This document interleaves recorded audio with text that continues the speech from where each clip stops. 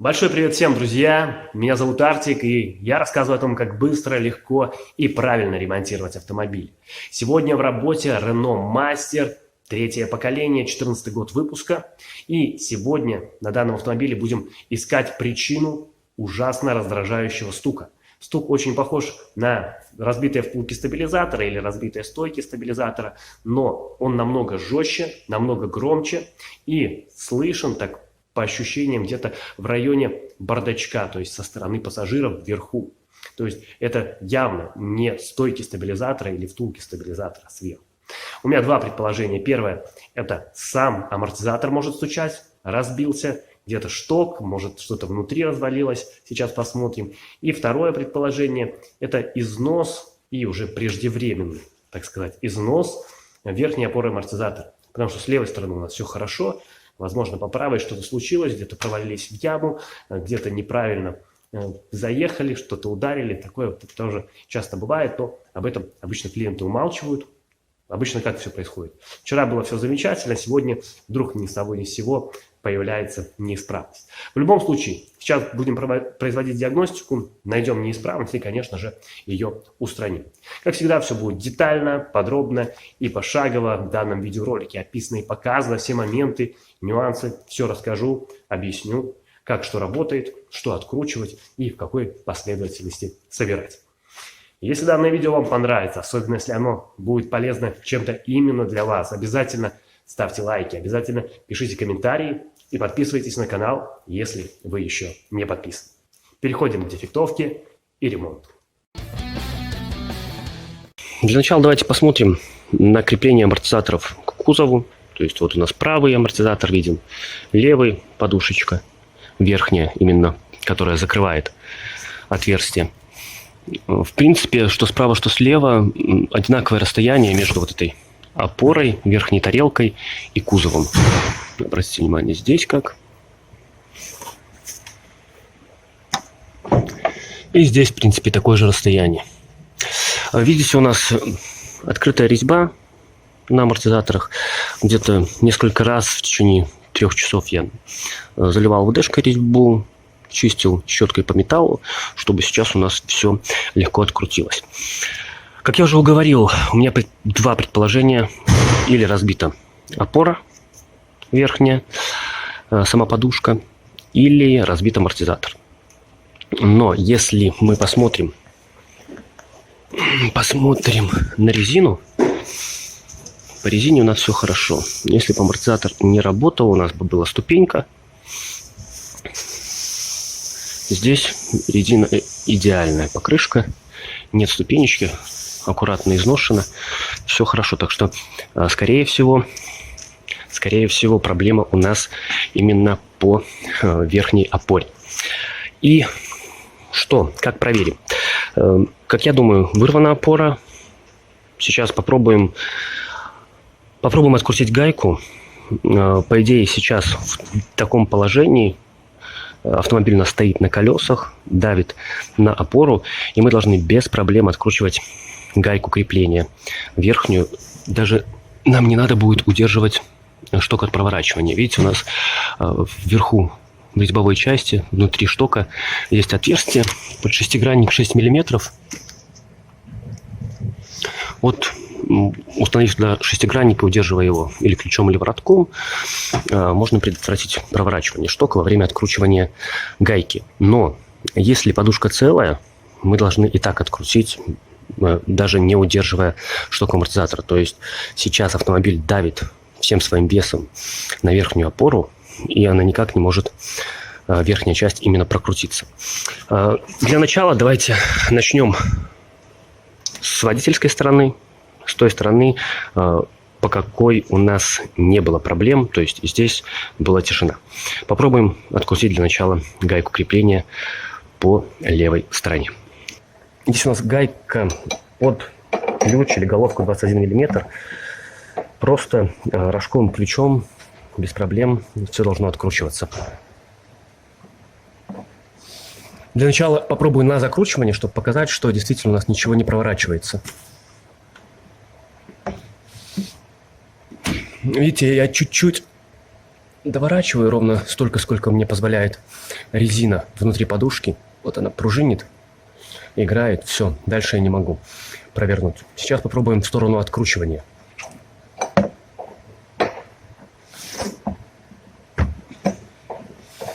Ну и как видите, у нас пошла откручиваться гайка.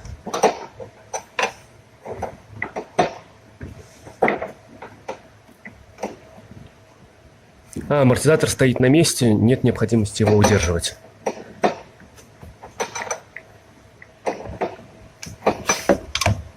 Сейчас здесь по левой стороне гайку полностью выкрутим, потом наживим немножко, чтобы амортизатор у нас вниз не падал. Для чего это делаем? Чтобы потом, когда все уже снизу разберем, сверху нам останется только гаечку это убрать. Не надо будет удерживать, опять же, шток амортизатора. Не надо будет потом мучиться, когда амортизатор у нас в вывешенном состоянии. Поэтому откручиваем гайку и потом снова наживляем на несколько витков чисто рукой.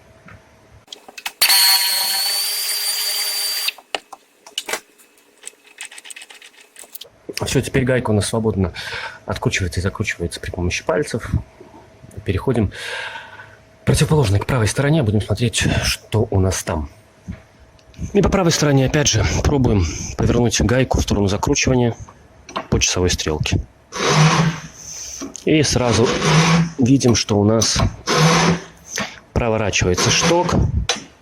И своеобразный скрип такой резины, который нам явно говорит о том, что у нас вырвана верхняя опора амортизатора. То есть при помощи ключа довольно легко и просто провели диагностику.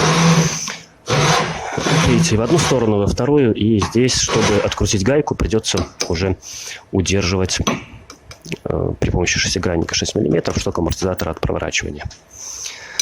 Опять же, откручиваем гайку до того момента, пока сможем ее руками и открутить, и закрутить, наживляем. И после этого уже поднимаем автомобиль, переходим к разбору по низу.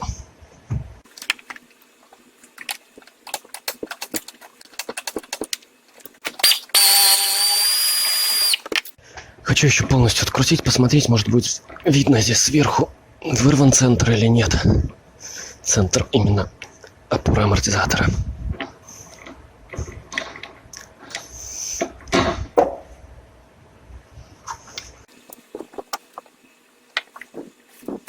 Ну, так сказать, не особо, но если завести туда камеру, будет видно надрыв, торчащая резина. Так, если не особо разбираться, то можно и не увидеть. Но нам явно говорит о проблеме проворачивания штока, поэтому 100% у нас проблема здесь присутствует. Сейчас попробую завести камеру, покажу, что там видно.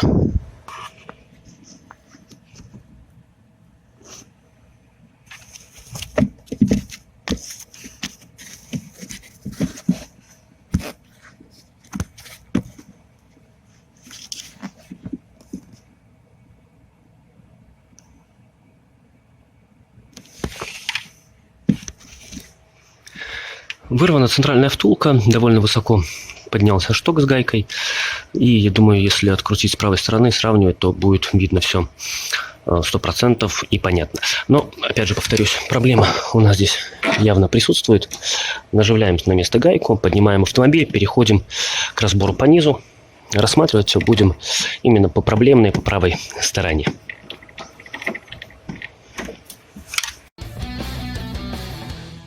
Как я и говорил, работаем по правой стороне, снимаем правый передний амортизатор.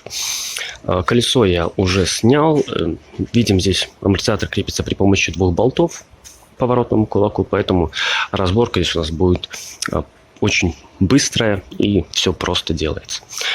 Сначала выщелкиваем шланг тормозной из посадочного, провод, который идет на датчик АБС. Видим, стабилизатора у нас нет, стоек стабилизатора, естественно, тоже нет, поэтому не надо будет мучиться с пальцами стабилизаторов. Все быстро и аккуратно разбираем. После того, как уберем шланг и провод, откручиваем 2 болта. Предварительно, конечно, ВДшкой зальем резьбу. Гаечки у нас под головку 21. Болты также под головку 21.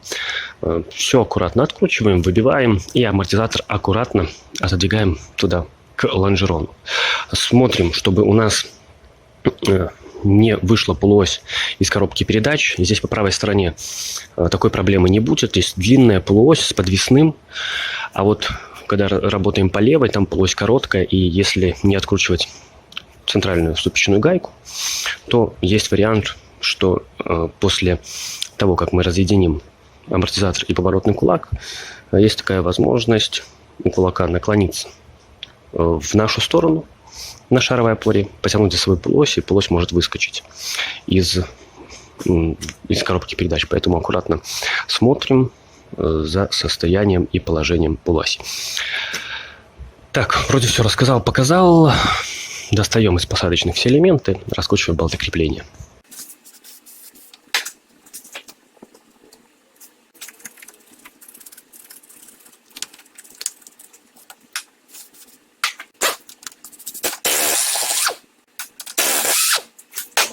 Болты у нас здесь крепления непростые, как говорится. Они у нас не проворачиваются. Почему? Потому что внутри, на теле болта, у нас здесь такая насечка имеется. Как будто мелкие шлицы. И вот этой насечкой болт очень плотно входит в отверстие на ухе амортизатора. Поэтому не надо пробовать его провернуть, разработать. Аккуратно используем пластиковый молоток в данном случае. Аккуратно выбиваем болт 1, 2 из посадочных отверстий. Если болт не хочет выбиваться, накручиваем гайку так, чтобы она была за подлицо с торцевой частью болта, и уже стучим по гайке и по тыльной стороне болта, то есть со стороны резьбы. Для чего так делаем? Потому что можем спокойно постучать и потом гайку открутить. У нас даже если чуть-чуть резьба заплескалась, гайка ее обратно прогоним. А вот если просто стучать молотком сразу, можно резьбу заплескать, потом придется обтачивать, прогонять. В общем, еще много ненужной работы. Попробуем для начала выбить аккуратно пластиковым молотком.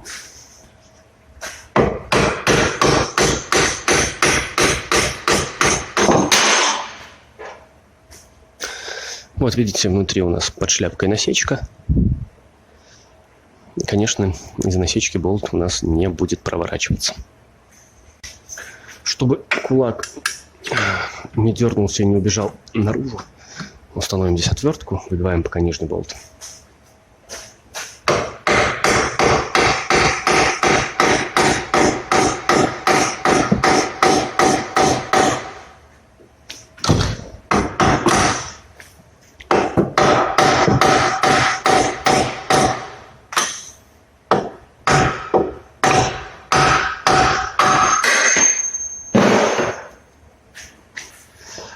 Второй болт также выбили. Теперь убираем отвертку, аккуратно надавливаем на амортизатор, так как сверху гайка у нас уже прослаблена. Амортизатор очень легко пойдет в сторону лонжерона. И в то же время кулак убираем в сторону. Не тянем на себя, чтобы не вытянуть полуось. Или чтобы внутри трипоид или шуз также у нас не разобрались.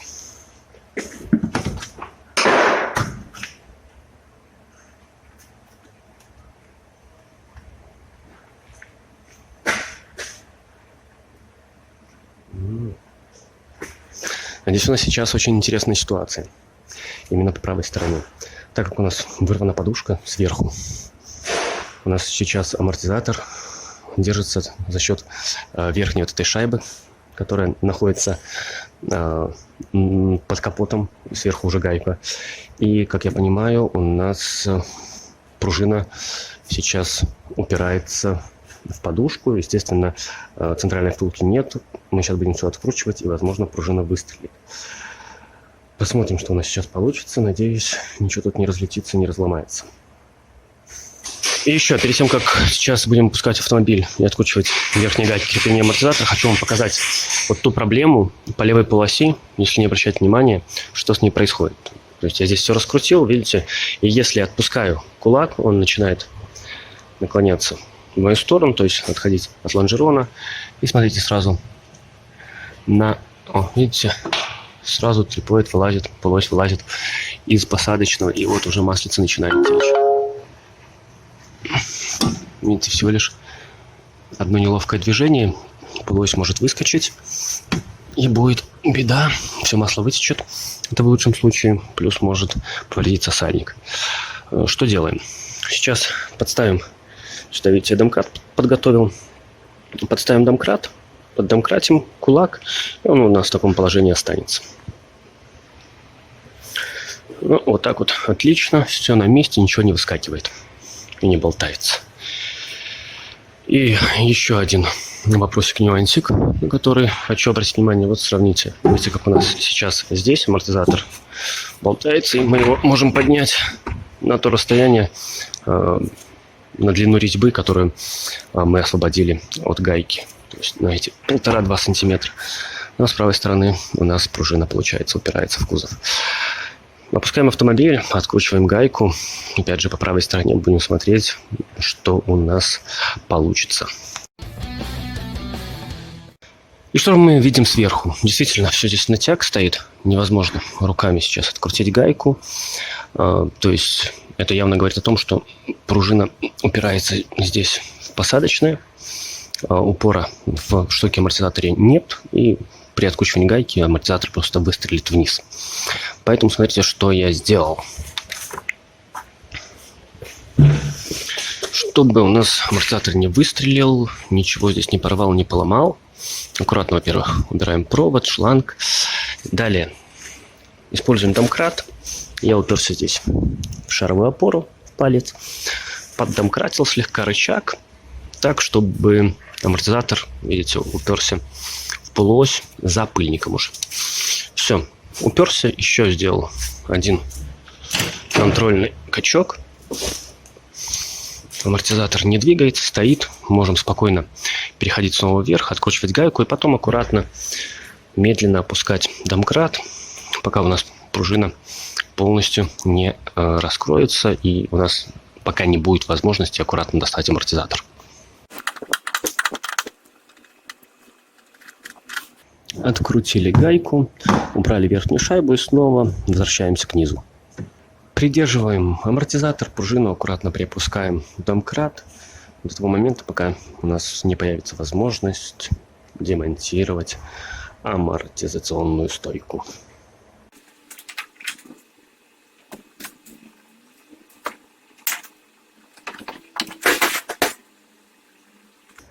Особо не хочу заглядывать сверху, но видите, у нас гайка ушла внутрь. Явная проблема по опоре. Сейчас переходим к тискам, устанавливаем стяжки. Будем стягивать, смотреть, в чем же проблема. Стяжки у меня подготовлены. Устанавливаем амортизационную стойку, стягиваем пружину.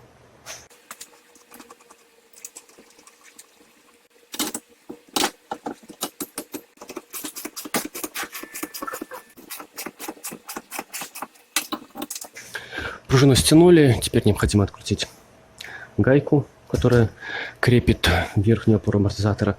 Она также у нас под головкой 21 мм. Удерживаем шток от проворачивания шестигранником 6 мм.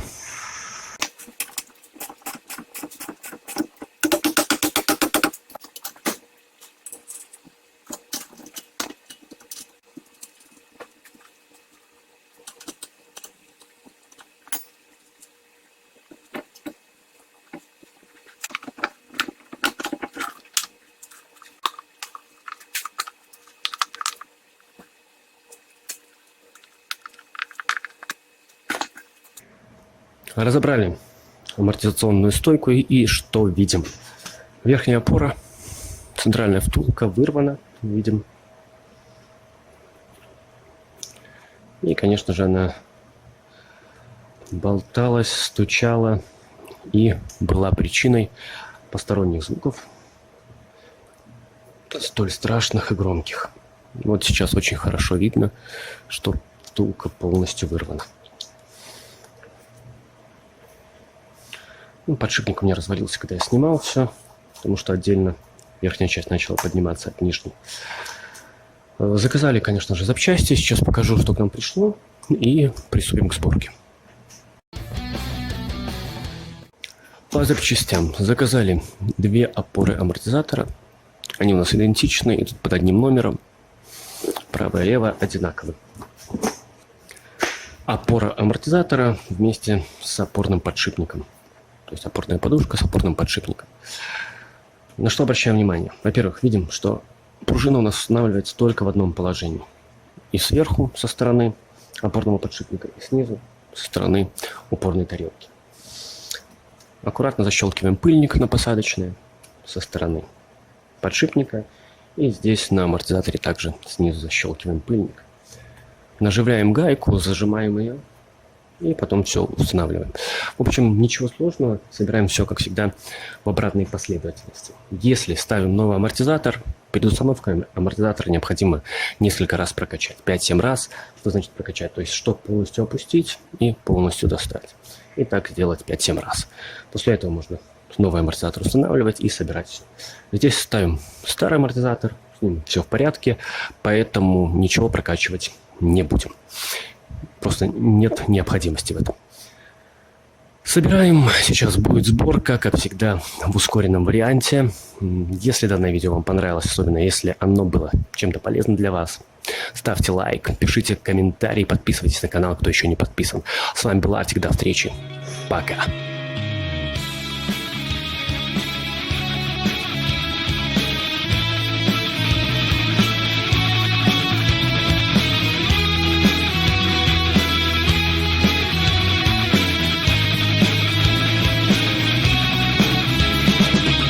По кусочкам забираем за собой осколки жизни. Почему-то кто-то плачет, кто-то веселится. Мысли перепутаны и для чувств нет уже и места. Так и нечестно. Все галактики несчастья разбросала по вселенной. День за днем меняется, а верить в чудеса не вредно. Только где-то в глубине души нашей крики, отражение блики. Завтра утром мир проснется от